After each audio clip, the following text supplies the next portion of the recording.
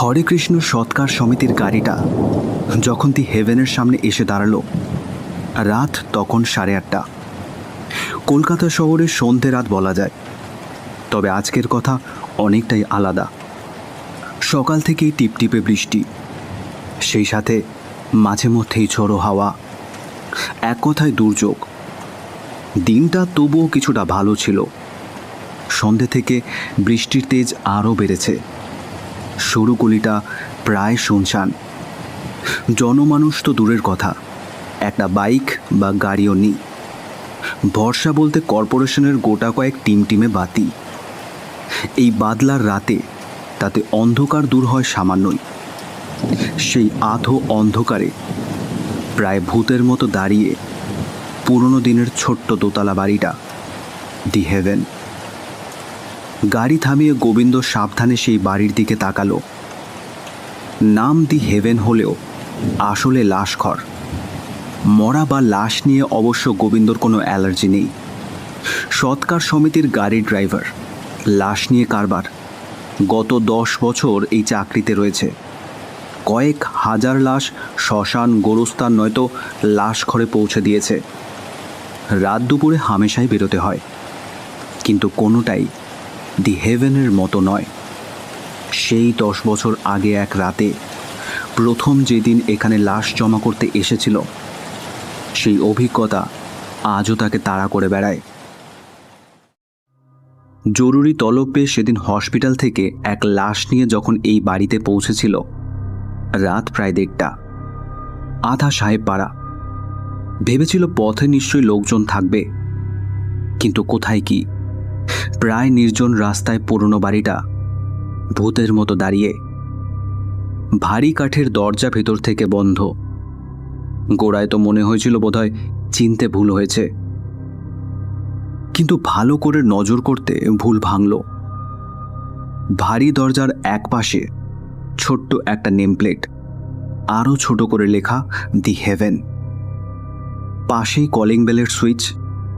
সামান্য ইতস্তত করে সেই সুইচে চাপ দিয়েছিল। তেমন বড় বাড়ি নয়, বাইরে থেকে আওয়াজ পাওয়ার কথা, কিন্তু কিছুই শুনতে পেল না।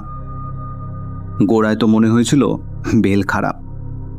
তবুও দরজার কড়া নাড়ার আগে ফের একবার সুইচ টিপতে যাবে, এমন সময় বিনা নোটিশে মস্ত দরজাটা ক্যাচ শব্দে খুলে গেল। দরজার ওপাশে আধো অন্ধকারে দাঁড়িয়ে রোগা পাতলা একটা মানুষ। মাথায় কদম ছাট চুল, হলদে ফ্যাকাশে শরীরে, পোশাক বলতে ছোট্ট এক শর্টস। আধো অন্ধকারেও লোকের হাড় সর্বস্ব বুকের পাজরা গুনে নেওয়া যায়। গোবিন্দ রোগা পাতলা মানুষ কম দেখেনি, কিন্তু এমন আগে দেখেছে বলে মনে করতে পারল না। আধো অন্ধকারে লোকটা যেভাবে স্থির হয়ে ওর দিকে তাকিয়েছিল, বেজায় ঘাবড়ে গিয়ে গোবিন্দ পিছিয়ে গেল কয়েক পা। দেখে লোকটা অন্ধকারে দুপাটি দাঁত বের করে বলল, তুমি কে? আমি জোসেফ স্মিথ। সেই কথায় যেন ধরে প্রাণ ফিরে পেয়েছিল গোবিন্দ। হ্যাঁ, দি হেভেন নামে এই লাশঘরের মালিক জোসেফ স্মিথই বটে। তবুও কথা বলতে গিয়ে বার কয়েক ঢোক গিলতে হলো। দু এক কথায় বিষয়টি ব্যক্ত করার পর লোকটা সামান্য গলা ঝেড়ে নিয়ে বলল, ফোনে তোমার কথা খানিক আগে জানিয়েছে, তা কাগজপত্র এনেছ? গাড়িতে কাগজপত্র ছিল। ফিরে গিয়ে গোবিন্দ সেগুলো এনে দিল। অন্ধকারেই লোকটা মিনিট কয়েক কাগজের উপর চোখ বুলিয়ে বলল, ঠিক আছে, তুমি ভেতরে গিয়ে বসো, আমি লাশ নিয়ে আসছি। দরজার ওধারে প্রায় খুটখুটে অন্ধকার।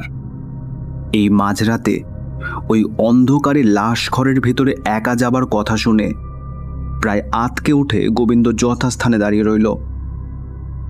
ওদিকে জোসেফ ততক্ষণে লম্বা পায়ে লাশ গাড়ির পেছনের দরজা খুলে এক টানে স্ট্রেচারের অর্ধেক বের করে ফেলেছে। এই অবস্থায় ট্রলিতে করেই লাশ নিয়ে যাওয়া হয়, কিন্তু তেমন কিছুই নেই দেখে গোবিন্দ যখন ভাবছে স্ট্রেচার ধরার জন্য হয়তো তাকে ডাকা হবে, সেই সময় লোকটা হঠাৎ ধা করে লাশটা পাজাকোলা করে তুলে ফেলল। তারপর সামান্য কুজো হয়ে লম্বা পা ফেলে দরজা দিয়ে ঢুকে পড়ল। অগত্যা পেছনে ছুটতেই হলো গোবিন্দকে। কাগজে সই করে বডি রিসিভ না করা পর্যন্ত ছুটি নেই তার।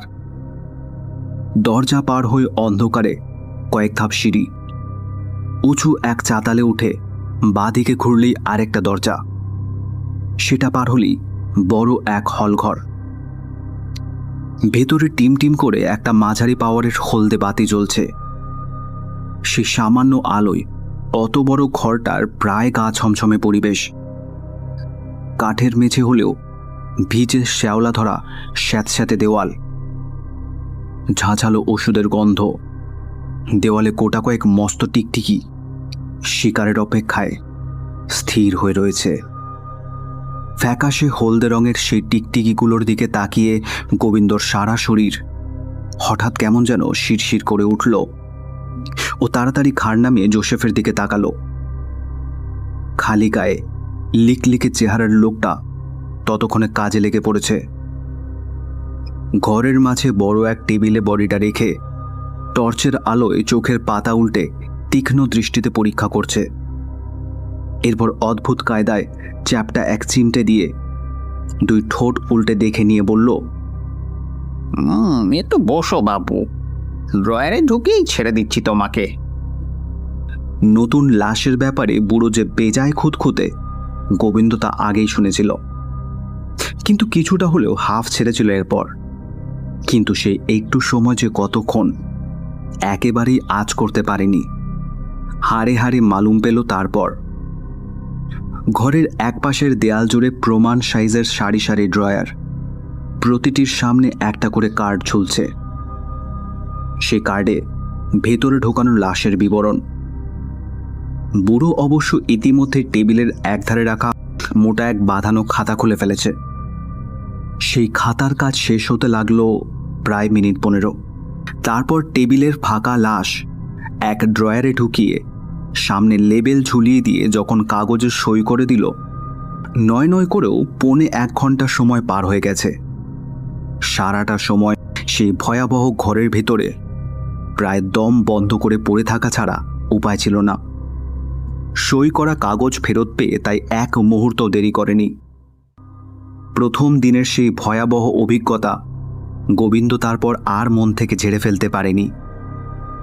দি হেভেন লাশঘর আজও তার কাছে আতঙ্ক। শুধুমাত্র এই কারণেই অনেকবার ভেবেছে কাজটা সে ছেড়ে দেবে, কিন্তু শত চেষ্টা করেও বিকল্প একটা ব্যবস্থা না হওয়ায় ছাড়া হয়নি।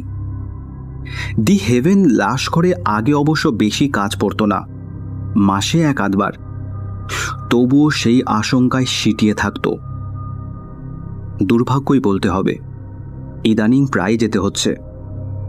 আসলে দিনকাল পাল্টে গেছে। একদিনের মধ্যেই সৎকার আজকাল অনেক ক্ষেত্রেই হয় না। ছেলেমেয়েরা বাইরে থাকে, বিদেশ হলে তো কথাই নেই, আসতে 3-4 দিন সময় লেগে যায়। অগত্যা দি হেভেনের মতো লাশঘরে ভরসা। এই যেমন আজ সকাল থেকেই ঝড় বাদল, এক কথায় দুর্যোগের দিন। সারাদিন কোনো ডাক না আসায় ভেবেছিল বাঁচা গেল বোধ হয়, কিন্তু ঠিক সন্ধ্যের মুখে বেজে উঠল ফোন। ধরতেই ওদিক থেকে সৎকার সমিতির ম্যানেজার হারাধন নন্দীর গলা। লাশ আনতে হবে কল্যাণীর ওদিকে এক হাসপাতাল থেকে, পৌঁছে দিতে হবে দি হেভেনে। শুনেই গলা প্রায় শুকিয়ে গিয়েছিল। এই সন্ধ্যের আগে গ্যারেজ থেকে গাড়ি বের করে অতদূর পৌঁছতে সময় লাগবে যথেষ্ট। তারপর লাশ নিয়ে ফিরতেও কম সময় লাগবে না। কাচুমাচু হয়ে বলেছিল, আজকের রাতটা বাদ দিলে হয় না হারাধনদা?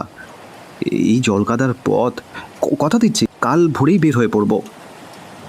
তাতে প্রায় ধমকে উঠেছিল হারাধন নন্দী।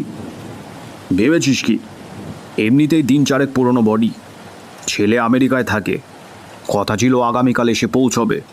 বডি তাই হাসপাতালেই রাখা ছিল।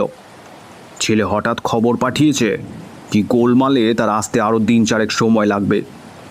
এদিকে আরেক বিপত্তি, যে হাসপাতালে বডি ছিল তাদের মেশিনে গোলমাল, গতকাল থেকে ঠিকমতো কাজ করছে না। জানিয়ে দিয়েছে বডি তার আর একদিনও রাখতে পারবে না। শোন, দেরি না করে রওনা হয়ে পড়। অগত্যা ঢোক গিলে গোবিন্দ বলেছিল, বাড়ির লোকজন কেউ থাকবে তো দাদা? হারাধন নন্দী বলেছিল, বাড়ির লোকজন? ওল্ড এজের হোমের পার্টি, বাড়ির লোক পাবি কোথায়? অসুস্থ হয়ে পড়তে তারা হাসপাতালে ভর্তি করে খালাস, এখন দায় আমাদেরই। কথা না বাড়িয়ে ম্যানেজার হারাধন নন্দী লাইন কেটে দিয়েছিল। এরপর গোবিন্দ আর দেরি করেনি। লাশের বাড়ির লোক নেই মানে পুরো দায়িত্ব তার উপর। অগত্যা দেরি না করে বের হয়ে পড়েছিল সেই দণ্ডেই। এই ঝড় জলের দিনেও বডি নিয়ে রাত 8:30টার মধ্যে পৌঁছে দিয়েছিল দি হেভেনের দরজায়। বৃষ্টির বেগ মাঝে সামান্য কমলেও ফের বাড়তে শুরু করেছে। দেরি করা যায় না। গাড়ি থেকে নেমে গোবিন্দ দরজার বেল টিপল। দি হেভেনের দরজার বেল টিপে বেশিক্ষণ অপেক্ষা করতে হয় না। সে প্রথম দিনের মতো মিনিট দেড়েকের মধ্যেই দরজা খুলে যায়। আজ সময় একটু বেশিই লাগলো। বার পাঁচেক বেল টেপার পর ঘটম করে দরজা খুলে যে মানুষটা উকি দিল তাকে একেবারেই আশা করেনি গোবিন্দ। জোসেফের ছেলে টমাস। বাবা না থাকলে কখনো ডিউটি সামলায়। টমাস একেবারেই উল্টো স্বভাবের, সব দিক থেকেই। বেটেখাটো গাট্টাকোট্টা চেহারা, নেশায় চুর হয়ে থাকে, ব্যবহার মোটেই ভালো নয়। ওর অর্ধেক ইংরেজি বুঝতে পারে না গোবিন্দ, তাই পারতপক্ষে বেশি কথা বলে না। তবুও ওকে দেখে আজ কিছুটা যেন স্বস্তি পেল। ব্যবহার যাই হোক না কেন, লাশ নিয়ে এলে টমাস একেবারেই বসিয়ে রাখে না। ড্রয়ারে চালান দিয়ে চটপট কাগজে সই করে দেয়। গোবিন্দ তাড়াতাড়ি হাতের কাগজপত্র তার দিকে বাড়িয়ে দিতে যা পেয়ে টমাস হঠাৎ খেকিয়ে উঠল। ঘর ঘরে জড়ানো গলায় যা বলল তার অর্থ, এখন জায়গা নেই বাপু, সব ড্রয়ার ভর্তি রয়েছে, ভেঙে পড়ো তো। খানিক চেষ্টায় টমাসের কথার অর্থ বোধগম্য হতে গোবিন্দর মাথায় প্রায় আকাশ ভেঙে পড়ল। কি সর্বনাশী কথা! ঢোক গিলে কোনো মতে বলল, তবে যে ম্যানেজার বাবু এখানে লাশ পৌঁছে দিতে বললেন, নিশ্চয়ই কথা বলে নিয়েছেন। এই কথা বলতে টমাস যেভাবে খেকিয়ে উঠেছিল, দুপা পিছিয়ে গেল গোবিন্দ। দু চোখ টকটকে লাল। সন্দেহ নেই নেশাটা কিছুটা বেশি হয়ে গেছে। তাকে এমন অবস্থায় আগে দেখেনি। নিশ্চয়ই ছেলেটার মাথার ঠিক নেই। নরম গলায় গোবিন্দ ব্যাপারটা বোঝাতে যাবে, গলা সপ্তমে তুলে ফের খেকিয়ে উঠল টমাস। দরাম করে দরজাটা ওর মুখের উপর বন্ধ করে দিল। ভাগ্যিস মাথাটা সরিয়ে নিতে পেরেছিল, নইলে থেতলেই যেত হয়তো। এই অবস্থায় টমাসের সঙ্গে আর কথা চলে না। গোবিন্দ পকেট থেকে মোবাইলটা বের করে ম্যানেজার হারাধনন্দীকে ফোন করল। কপাল একেই বলে, লাইন পাওয়া গেল না, নট রিচেবল। সম্ভবত এই ঝড় জলের রাতে ওদিকে টাওয়ারে কোনো গোলমাল হয়েছে। বার কয়েক চেষ্টা করে শেষে থামতেই হলো। মোবাইল ফের পকেটে চালান করে গোবিন্দ গাড়িতে উঠল। এবার এমন আগেও হয়েছে, তবে সে দিনের বেলা। জানাতে ম্যানেজার বাবুই অন্য ব্যবস্থা করেছে, সেখানে লাশ পৌঁছে দিয়েছে। আজ সব দিক থেকেই গোলমেল। একই দুর্যোগের রাত, তার উপর ম্যানেজারকেও পাওয়া গেল না। ভাবতে গিয়ে অন্য এক জায়গার কথা মনে পড়ে গেল তার। নতুন এক বেসরকারি হাসপাতাল। একবার এমন সমস্যা হওয়ায় ম্যানেজারবাবু ওখানে ব্যবস্থা করেছিল। জায়গাটা খুব দূরে নয়, একবার ঠু মারা যায়। হয়তো এর মধ্যে টেলিফোনে ম্যানেজারবাবুকেও পাওয়া যেতে পারে। বৃষ্টির তেজ ক্রমশ বাড়ছে, তাই অযথা দেরি না করে গাড়িটা স্টার্ট দিল গোবিন্দ।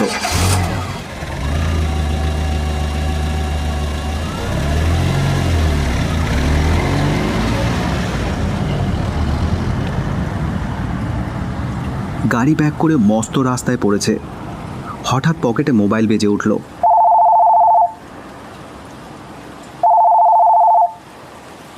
নিশ্চয় ম্যানেজার বাবু। তড়িঘড়ি করে গাড়িটা সাইড করে পকেট থেকে মোবাইল বের করে বাটন টিপতেই কানের কাছে ধরল। অতি আগ্রহে মোবাইলে কলিং নম্বরও লক্ষ্য করেনি। হ্যালো বলতেই ওদিক থেকে পরিচিত সেই সুর। হ্যালো বাবু, তুমি বডি নিয়ে এসেছিলে নাকি? টেলিফোনের ওদিকে আর কেউ নয়, স্বয়ং দি হেভেনের মালিক জোসেফ। হ্যাঁ, গিয়েছিলাম তো, হতাশ গলায় গোবিন্দ বলল। এই ঝড় জলের রাতে বডি নিয়ে কোথায় যাবে? চলে এসো এখানে, কুইক। ওদিক থেকে জোসেফের উত্তর। তবে যে টমাস বলল জায়গা নেই। অবাক হলো গোবিন্দ। আরে ছাড়ো ওর কথা, বাবার এতদিনের কারবার, গুডউই 2 দিনের লাটে তুলবে ছোড়া। তুমি চলে এসো বাপু। কথা শেষ করে লাইন ছেড়ে দিল জোসেফ। গোবিন্দ আর এক মুহূর্ত দেরি করল না, গাড়ি ঘুরিয়েই ফের ছুটল দি হেভেনের দিকে।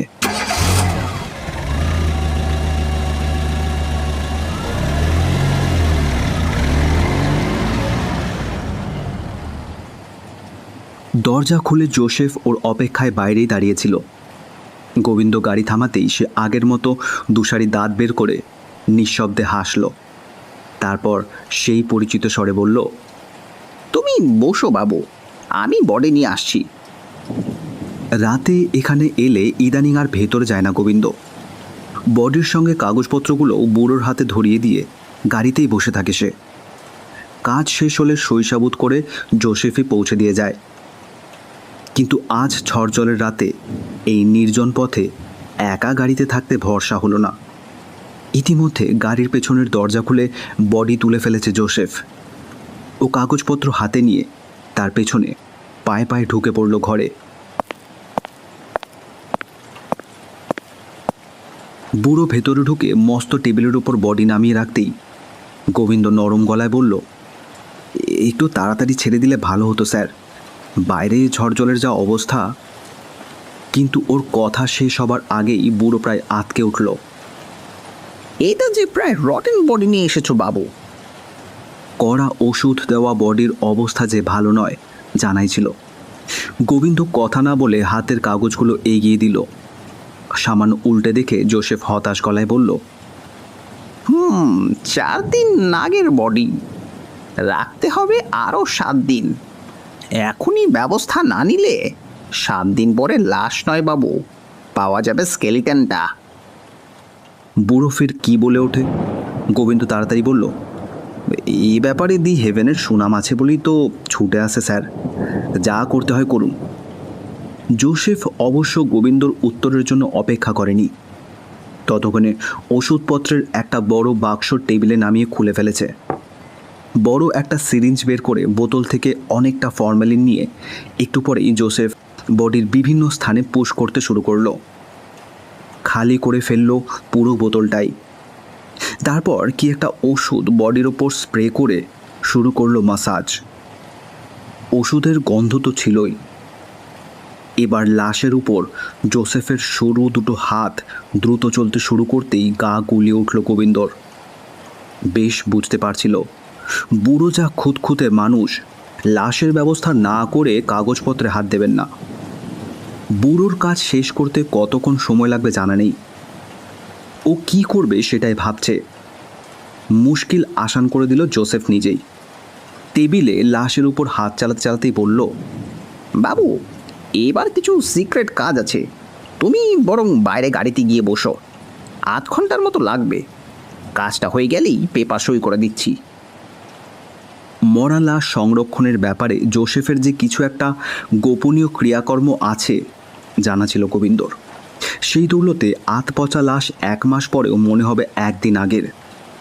বলা যায় বুড়োর এই হাতের কারণেই দি হেভেনের নাম ডাক। বলা বাহুল্য সেসব একেবারেই গোপনীয় ব্যাপার। গোবিন্দ বলল, আচ্ছা তাহলে বাইরে গাড়িতে গিয়ে বসছি আমি। মুহূর্তেই উঠে দাঁড়িয়ে গোবিন্দ বের হয়ে পড়ল ঘর থেকে। বলা যায় হাঁফ ছেড়ে বাঁচল। বুড়ো 8 ঘন্টার মতো লাগবে বলেছিল, কিন্তু একটু একটু করে প্রায় ঘন্টা দেড়েক পার হয়ে গেল। তখনও ওদিক থেকে কোনো সাড়া শব্দ নেই। আরও কিছুক্ষণ অপেক্ষার পরে গোবিন্দ গাড়ি থেকে নেমে দরজার সামনে এসে দাঁড়ালো। বেরোবার সময় দরজাটা সামান্য টেনে দিয়েছিল, সেভাবেই রয়েছে। ঠেলে সরিয়ে ও ভেতরে দরজার সামনে এসে দাঁড়ালো। এই দরজাটাও ও হালকাভাবে টেনে দিয়েছিল, এখন ভেতর থেকে বন্ধ। ও বেল টিপবে কিনা ভাবছে। ভেতরে মানুষের আওয়াজ শুনতে পেল। কেউ উত্তেজিত গলায় কথা বলছে, কিন্তু ভারী দরজার কারণে বুঝতে পারল না। বুড়োর কাজ এখনও শেষ হয়নি ভেবে ও ফের গাড়িতে এসে বসল। ঘড়ির দিকে তাকিয়ে দেখল রাত 10:30। আর কতক্ষণ এভাবে দাঁড়িয়ে থাকতে হবে ভেবে না পেয়ে ম্যানেজার হারাধন নন্দীকে ফের ফোন করবে কিনা ভাবছে। এই সময় মোবাইলটা বেজে উঠল।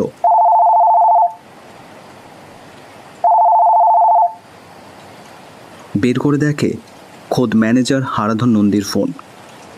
রিসিভ করতেই ওদিক থেকে হারাধন নন্দীর উত্তেজিত গলা। কি সর্বনাশে কাজ করেছো গোবিন্দ? তোমার চাকরি তো গেছেই, টানাটানি পড়বে আমার চাকরি নিয়েও। সন্ধ্যের পর থেকে হেনস্থায় যাবৎ কম হয়নি, তাই ম্যানেজারের ধমক খেয়েও গোবিন্দর কোনো প্রতিক্রিয়া হলো না। ঠান্ডা গলায় সে বলল, কেন, কী হয়েছে হারাধনদা? তুমি কোথায় এখন? বাড়িতে? বাড়িতে? বাড়িতে কেন? দি হেভেনের বুড়ো জোসেফের কাছে বডি জমা করে বাইরে গাড়িতে বসে আছি, এখনও কাগজে সই হয়নি। কয়েক মুহূর্ত ওদিকে কোনো কথা নেই। তারপর হারাধন নন্দীর ভয়ার্ত গলা। জোসেফ বডি জমা নিয়েছে? হ্যাঁ হারাধনদা, বডির অবস্থা মোটেই ভালো নয় বলে ওষুধপত্র লাগাতে লাগাতে আমাকে বাইরে অপেক্ষা করতে বলল। গোবিন্দ, যা বলছি একটু ঠান্ডা মাথায় শোনো।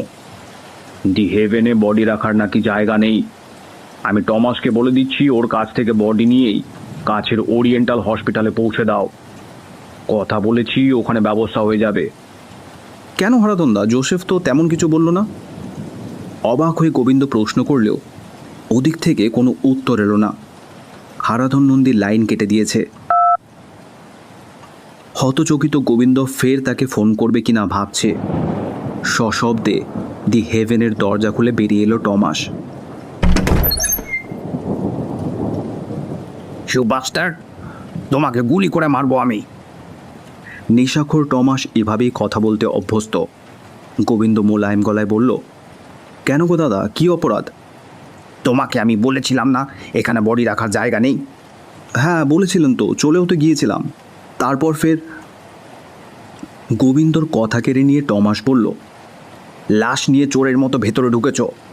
10 নম্বর ড্রয়ারে আমার বাবার বডি ছিল, সেটা বের করে বাইরে টেবিলে রেখে ড্রয়ারের ভেতর তোমার আনা লাশ ঢুকিয়ে দিয়েছ। স্পর্ধা তো কম নয়। জোসেফ সাহেবের বডি? কথা শেষ করতে পারল না গোবিন্দ, মুখটা হা হয়ে আটকে গেল। হ্যাঁ, জোসেফ সাহেবের বডি। আজ সন্ধেয় হঠাৎ উনি মারা গেছেন, সেরিব্রাল অ্যাট্যাক। লাশ গাড়ি চালিয়ে গোবিন্দর বুকের পাটা কিছু বেড়েছে তাতে সন্দেহ নেই, নইলে ওই কথা শোনার পরেও গাড়িতে স্টার্ট দিতে পেরেছে। তারপর ঘটংঘট শব্দে একদম টপ গিয়ার। পেছনে টমাস ততক্ষণ চেঁচাতে শুরু করেছে, কিন্তু তাতে কিছুমাত্র কান দিল না গোবিন্দ। পকেটে মোবাইলটাও বেজে উঠল ওই সময়তেই। সন্দেহ নেই ম্যানেজার বাবু, কিন্তু মরে গেলেও এই রাতে দি হেভেনে আর লাশ আনতে যাচ্ছে না।